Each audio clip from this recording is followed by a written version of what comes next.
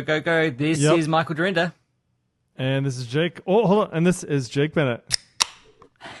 And welcome to episode 160 of the North Meet South Web podcast.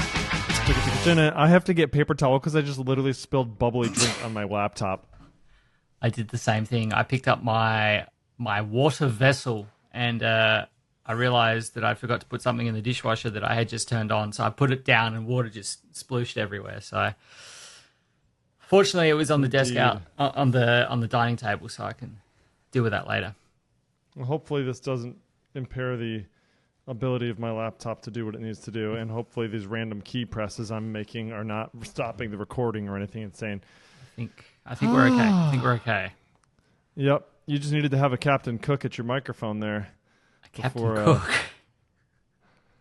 In Aussie slang, that means have a look or brief inspection, apparently.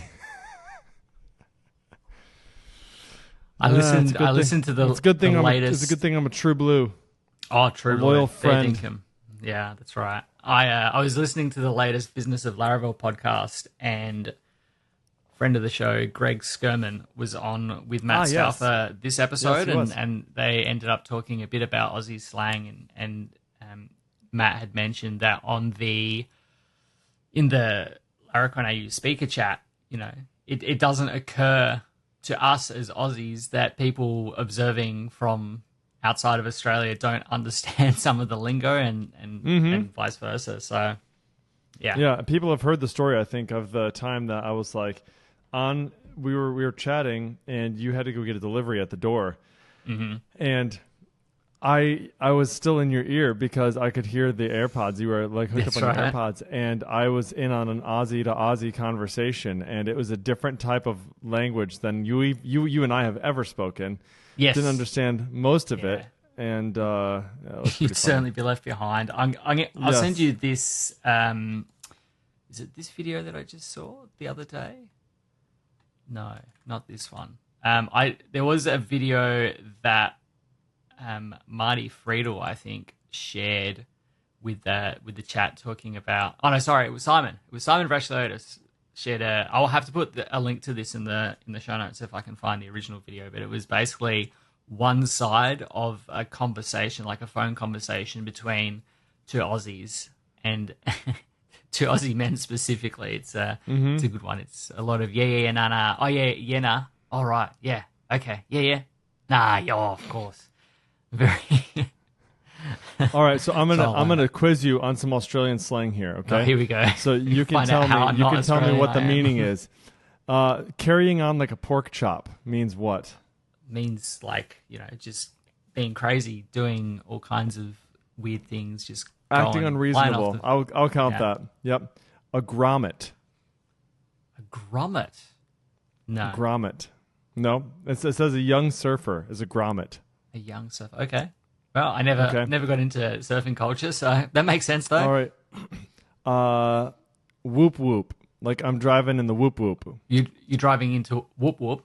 It's going into the middle of nowhere. Yeah. Okay. Whoop whoop. Not whoop whoop. Whoop whoop. Not whoop whoop. No. Whoop whoop in the middle of nowhere. How did that one come about? What's whoop whoop? What is that? Is it just don't know? It's usually like dingo. Usually dingo whoop whoop. And I don't know why dingo, but it's like it just means it's a far distance from anything. The etymology is said to have been derived from the nickname given to men who carried fleeces in shearing sheds after the sound they made as they ran around. Whoop whoop. There you go. Okay, mates rate. Mates rate. It's you look after your mates, you give them a good deal, good price, good discount, a friend's discount. Okay, have a Captain Cook.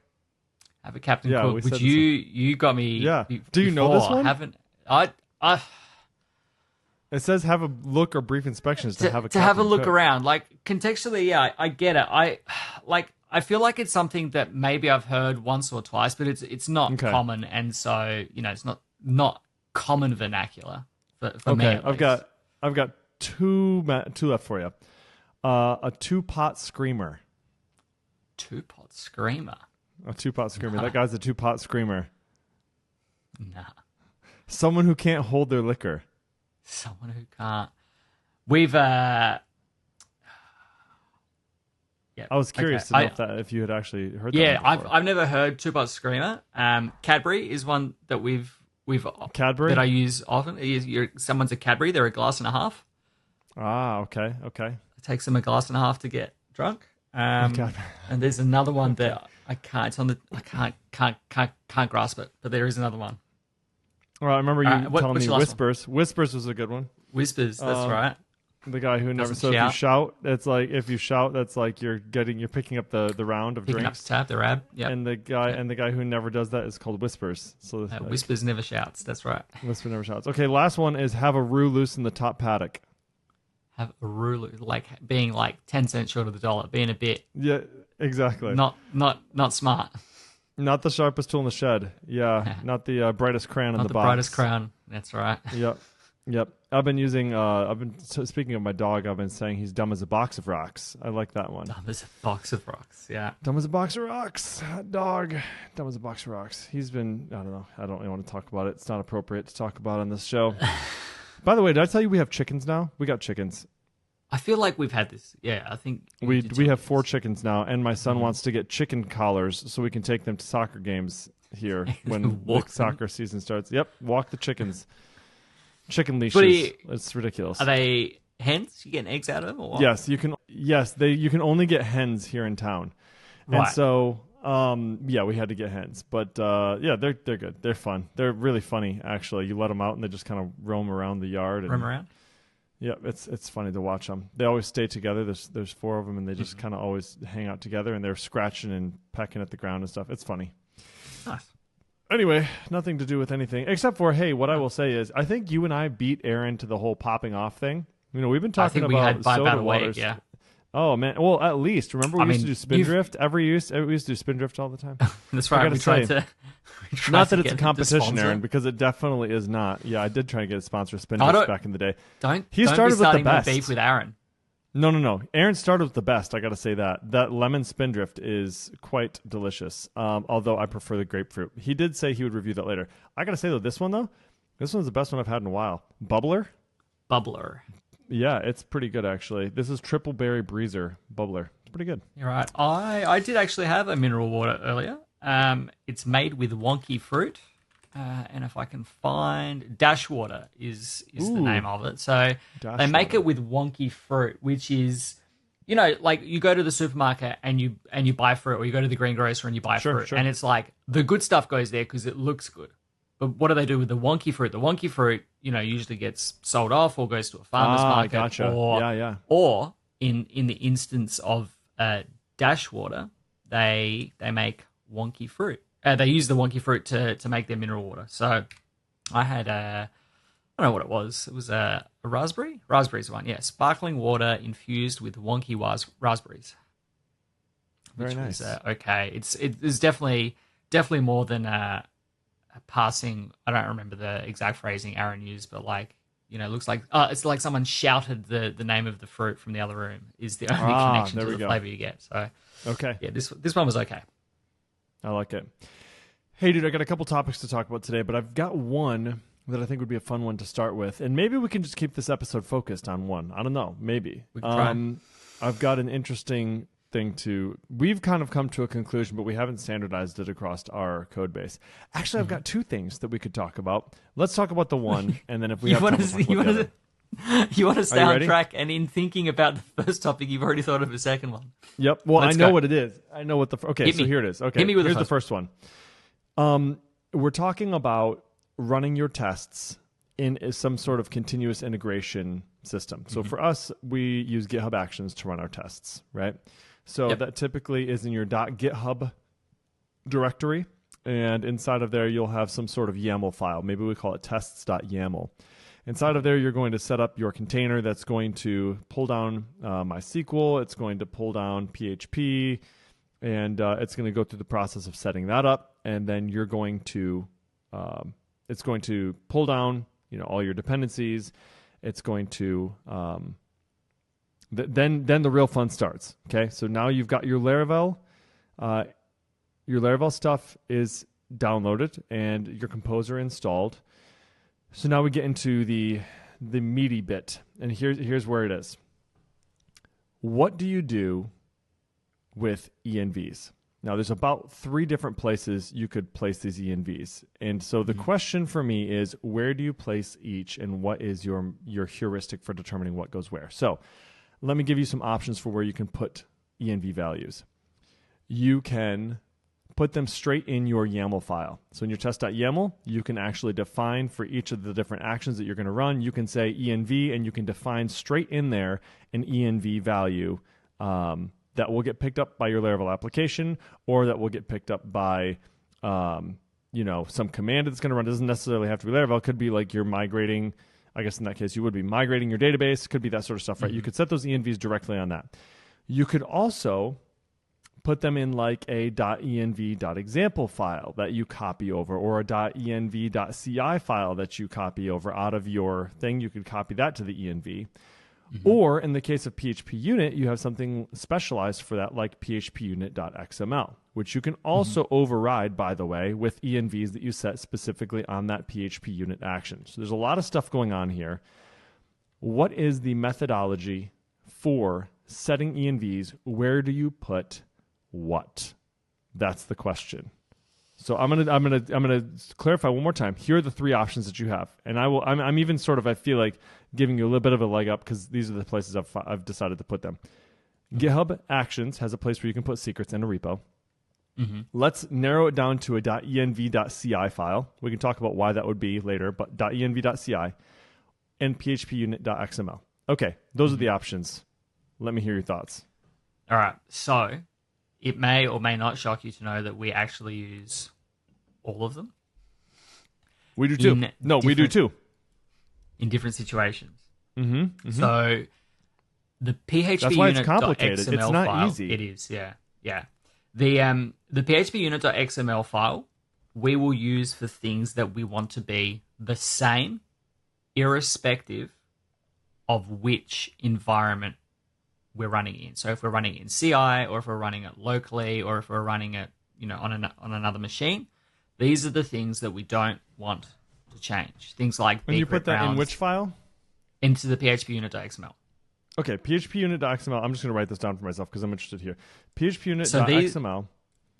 These are test-specific values that we don't want to change where they're running. Things like bcrypt rounds, log channel, cache driver, QConnect, like that kind of stuff that we want to always be the same everywhere. That goes in the PHP unit.xml. Into our GitHub YAML file, into our pull request.yaml, we will then put all of the secrets that need to change, and we only put the secret things in there. And then we reference them from GitHub Actions secrets. So, dollar, paren, or bracket, brace, secrets, dot, and whatever. And so we map those one-to-one. There are some things in there that we hard code, things that are not secret as such, like URLs to, UAT or staging or test environments for third-party testing, things like that don't change, or they just need to have some specific value. And then we actually have a third value or third type, which is kind of like the .env.ci, but we use this for our review environments. So we will, when a pull request is opened and we add a review tag to it, we have a GitHub action that runs through and spins up a pod in Kubernetes. So we get like branch name dot review environment, whatever.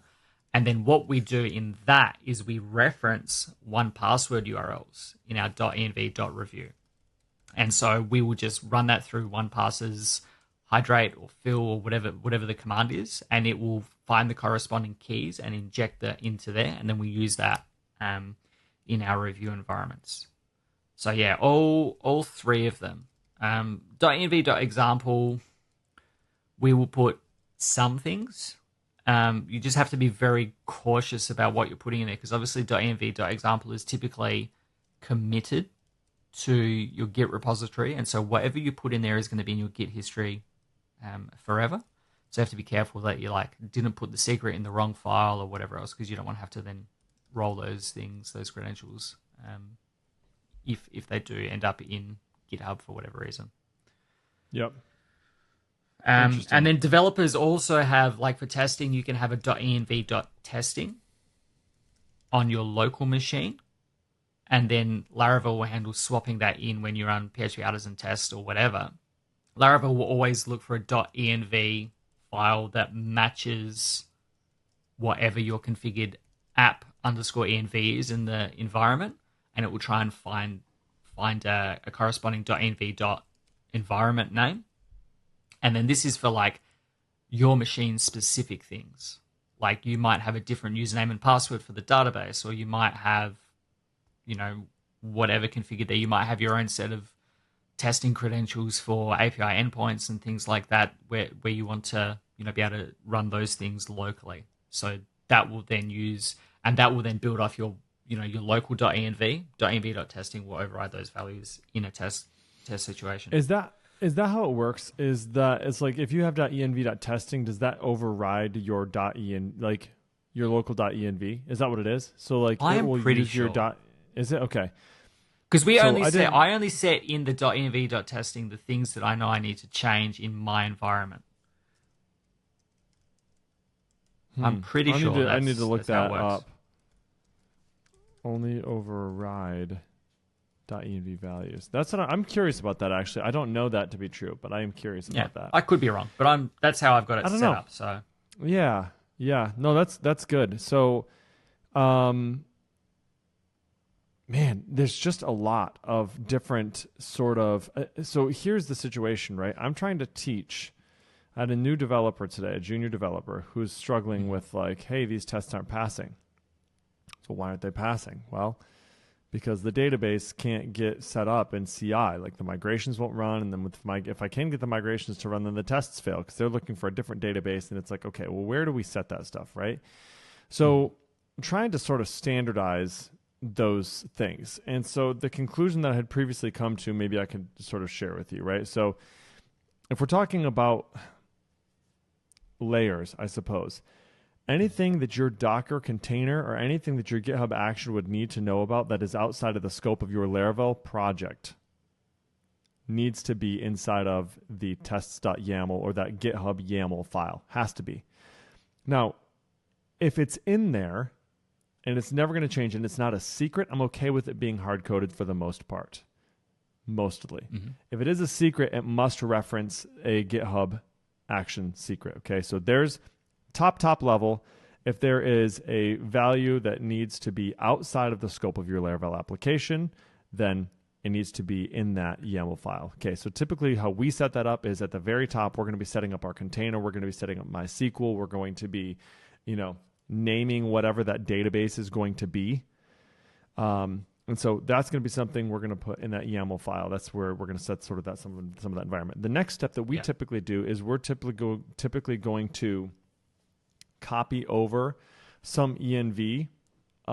You can either just like touch .env or something like that, but then you don't have any keys. So you kind of need to copy over something, because the one thing that's pretty critical if you're going to be testing is you have to generate a key for your application, right? You have to do PHP Artisan key generate. So you have to have something there that's waiting for your app key. You're also going to need something like your app URL. That's going to be pretty critical that you have that. So you need to have like some semblance of a env that's set up that you can then fill in with a app key, but also that probably has some default values that look like they make sense for your CI environment. So what we've decided to do is say .env.ci should include all the base environment variables needed for Laravel, right? Again, this is Laravel specific. So now we're into the application, Laravel specific, in order for the app to run in the GitHub action container.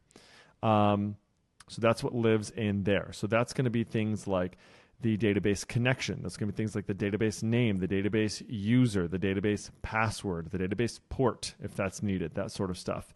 And there might be some of those that are shared between the test.yaml and that .env.ci, right? You might have to have, like, for us, I know that when we use our test database name is typically like MySQL_testing is what we use, right?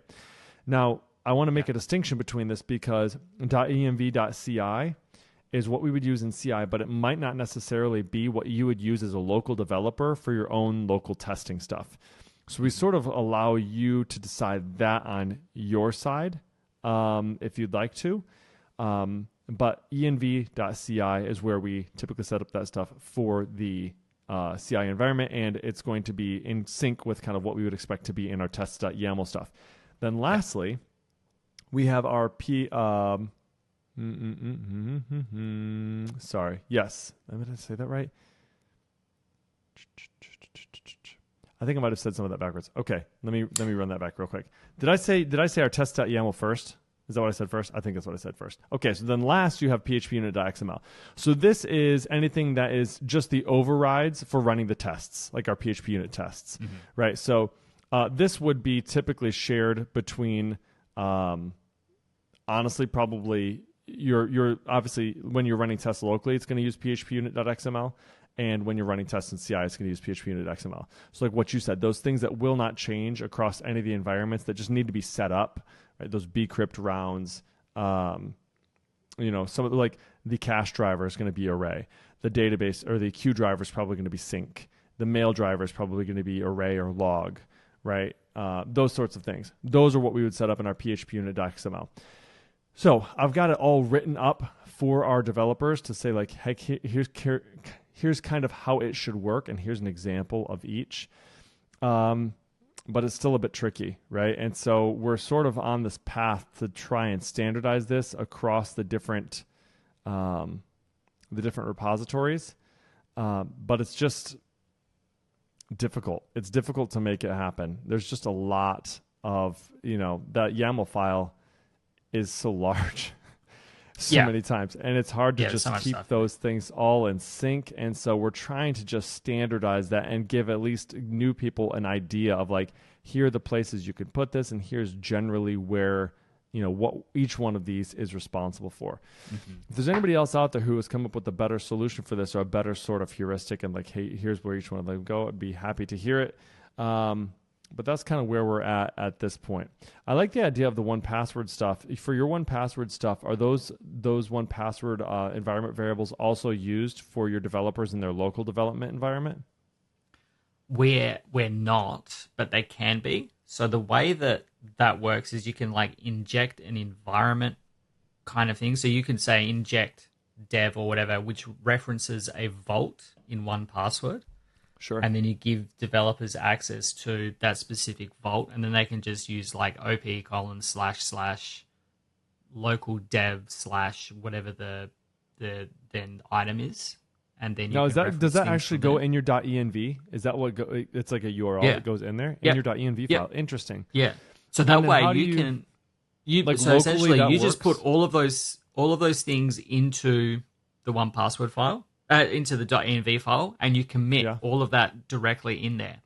And so when you hydrate it, there's the 1Password CLI. You pass it like the name of what that vault is, and so you authenticate using all of the 1Password stuff. And then when you spin up your local environment for your app, you can just run op whatever it is, local dev, and then it will pull all those values out. It'll like prompts for your password or something to say like, I'm going to... Yeah, but it will replace them in that file, and then you write the output of that file to your .env.local. So the .env. whatever file. So basically you just commit .env .op, for example, into your Git repository. And that has all the op:// URL references in there. And so that just goes into CI. And that way you blow away .env, you blow away .env.ci, .env.testing, whatever. And then you give all of these things access to the relevant 1Password vault. And that way you can just spin it up. So you do like op, whatever, and then you can give it a target, like an output, and it will just put it into .env, for example. And then it will have all of those values swapped out for whatever they actually are. So based no one on actually needs environment to know is that you're running. based on the environment which corresponds to the vault that those credentials are then stored inside of 1Password. Well, that's really freaking cool. And so in your continuous integration development or environment, it does the same thing. It just runs that CLI script, and then it replaces those and then writes that output file. In CI, we don't, just because we don't expose those things into GitHub Actions. So those things just use GitHub secrets. But in all of it, like our production environment, our staging environment, our QA environment, our ephemeral review environments, they're all hooked up, and so they're all done that way. And that way also with like our Kubernetes, like in production, we can go into 1Password if we need to update an env file, and we've got like a watcher in there that basically goes every 2 minutes, has anything changed? If it does, it will repopulate the env file or the environment, and it will then restart the containers so that it picks up the new environment. That's interesting. I will say I have benefited greatly from being able to have cached env values that don't change unless I redeploy. So sometimes I'll know a PR is coming and I'll have new env values that I know are going to have to go in that maybe aren't even replacing old ones, or sometimes it's replacing old ones, or updating them. And I know I can change it with like total impunity until it gets deployed again. And it doesn't matter at all because the values are cached. And so it doesn't make any difference. And I have to be the one to manually tell it, nope, redeploy, clear the cache, clear the configs. And it will then, only at that point will it decide what those values are. So anyway, that's interesting. We used to do it like that. We used to do it like that. But our deploy process is pretty heavy. And it takes 10, 15 minutes. So if you need to change an environment variable, like you want to be able to do that fairly quickly. If you want to toggle a feature off or something, like you want to flick the kill switch, then you want to be able to do that basically instantaneously. So 2 minutes is better than 10, 15. Yeah, I agree with that. My question on that is, when it runs that, it replaces your .env values, and then does it run the cache, config cache again, or does it clear the cache and recache it? Yeah. And then do you have to do like a FPM restart in order to do that, or you're saying it just... I don't know. We delegated all of the Kubernetes setup to Stuart, so...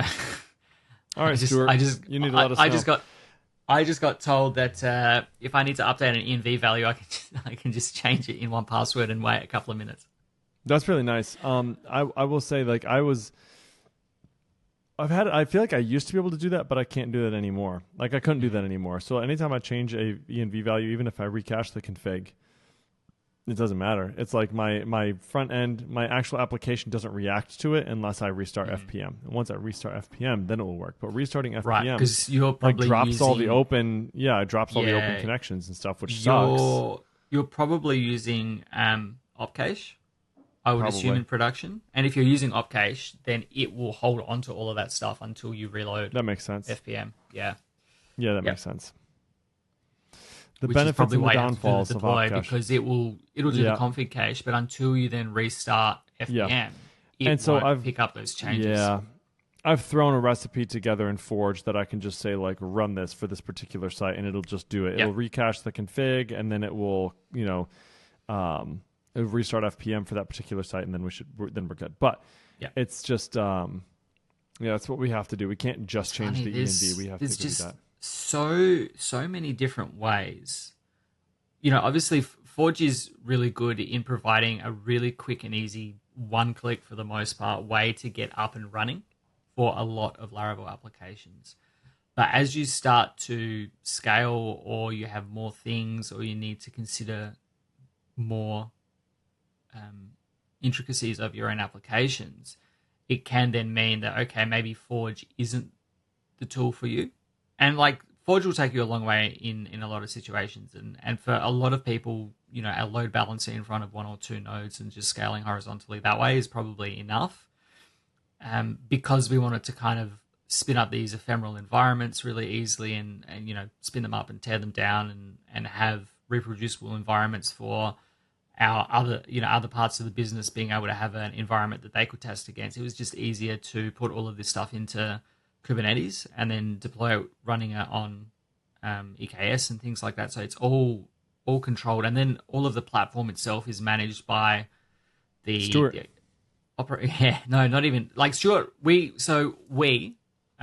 team is responsible for the application and how that's deployed and all of that, but we have an infrastructure or a systems team that is responsible for the actual EKS environment.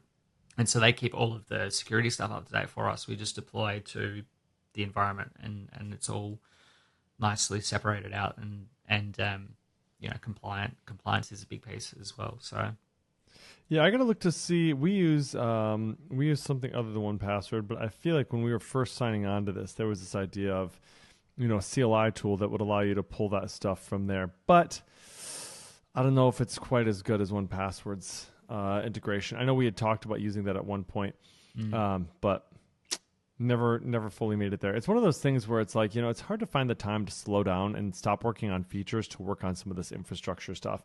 Yeah. I feel like we're getting there, though, to the point where it's like, okay, I really need to have somebody take the time to do this because the developer experience is really important on these things. Like there's one application in specific, you know exactly which one I'm talking about, that's really freaking hard to get set up correctly. The ENV is just, it's a beast, right? And it's some of the things that are just up there don't have like great testing environments. Like there are no free sandboxes for it. Like we don't typically get to use services that are like Stripe, you know what I mean?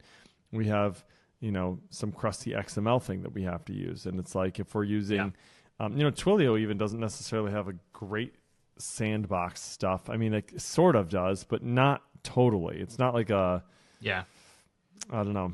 There's hard to simulate caveats. Sending an SMS or making a phone call. Correct. Yeah. Exactly. You just kind of have to actually do it. And so, I'm hesitant to give that stuff to people who aren't me, because not that I'm the only one who can't make a mistake. I certainly have made my share.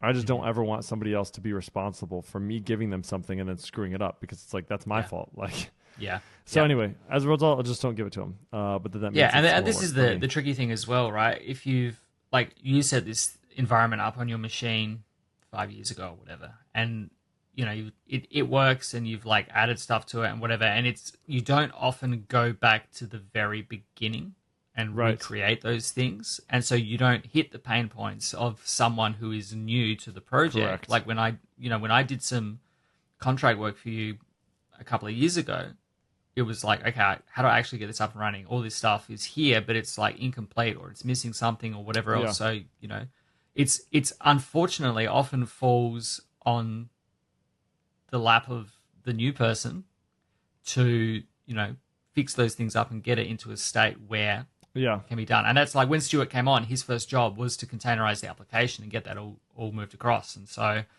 that's what he did, and that's why we were in a position to have that all set up now, is we had someone that knew what they were doing, that got it all up and running. And so now that pod and Kubernetes, so now it's just set, right? It's just like you don't have to do it again. But it was like a 4 or 5 month project to go from like nothing to, okay, let's get our staging environment over there, let's get a QA environment over there, let's work on these ephemeral review environments, let's cut one tenant across to this in production and just keep an eye on it to make sure everything's behaving. So it did afford us the ability to get on PHP 8.3. Like we had an 8.3 container running in production for a few weeks after having staging environment running on PHP 8.3 for a month or two before that, so that when we actually decided, okay, we're going to update all of the dependencies, we're going to set a minimum PHP of 8.3, we're going to ship that all to production, we knew fairly reliably the application was going to continue working, because we had been running all of this stuff in PHP 8.3 for 2-3 months beforehand, which was really handy as well. So absolutely, that's pretty cool. Yeah. So that's something we're working on. The next time that we're together, maybe we can talk about, oh boy, now I'm going to forget what it was.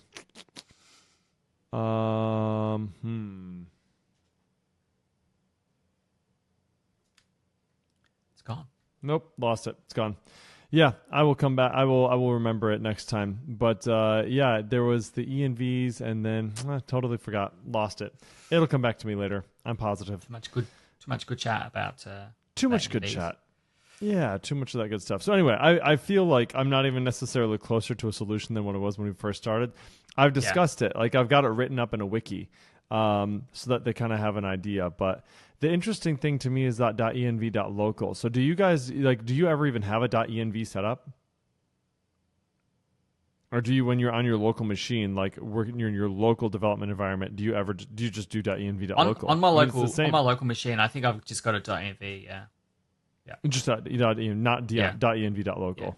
Yeah. But the .env.local is what's written on my out by local 1Password. machine. I have a .env. Yeah. Okay.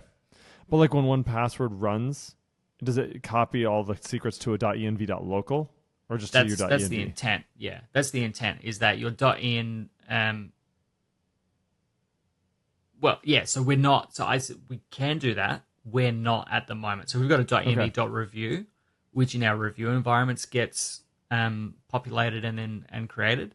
Locally, we're still Wild West. It's oh, I need to work with this new thing. It's not working. Oh, I need to go and find out where the credentials are for this thing. It's okay, good. Especially as the team grows, and one person works on some integration and they've got the keys that they developed for this third-party service. Right. And it's like, okay, this now goes into CI, but the next person that pulls down the project, they're like, well, I don't have these environment variables and this part of the application doesn't work. So, as you get into a bigger team, you've got to figure out how to share those credentials. So, yeah, 1Password is certainly the way. We haven't gone, as I said, all the way to doing that for all of the environments, but it is how it would be done using that same concept. And then I think 1Password put out a blog, I think we've talked about this before, like a year ago or a year and a half ago, where it says, remove your secrets stored .env in Git. And that's how you would do it. You would reference all of these vaults and the items and their keys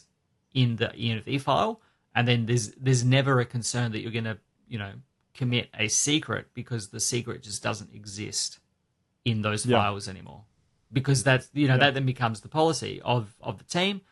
We only ever put a reference to something in there. We never put an actual value in there. So if you wanted to get a sponsorship for Laracon Australia, you should do a little article or a little video on how to set up 1Password with your GitHub stuff. And then you should reach out 1Password or talk to Jeffrey Way. Be like, hey, there's a lot of pain when we're talking about managing ENVs.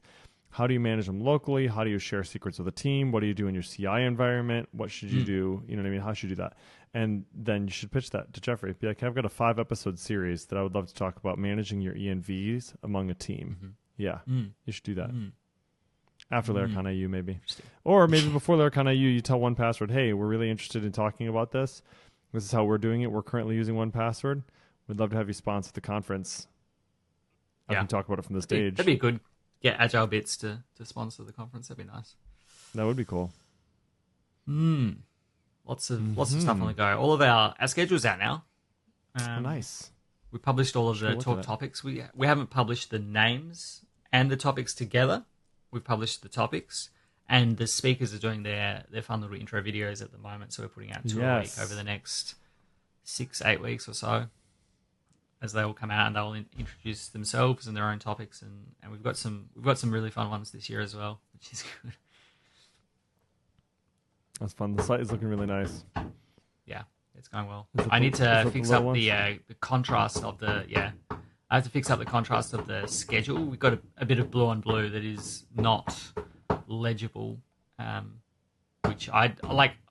I didn't even think about it because like it looked okay to me and it was within like everything else it fit. So terrorist banging on the door. Excuse me. Oh, that's hilarious. Yeah, so I got to get that fixed up. But we're into the design of conference bags, and we've got the proof for the conference T-shirts, and we've got a little monkey here just got back from Kinder Gym, and so all that's happening at the moment.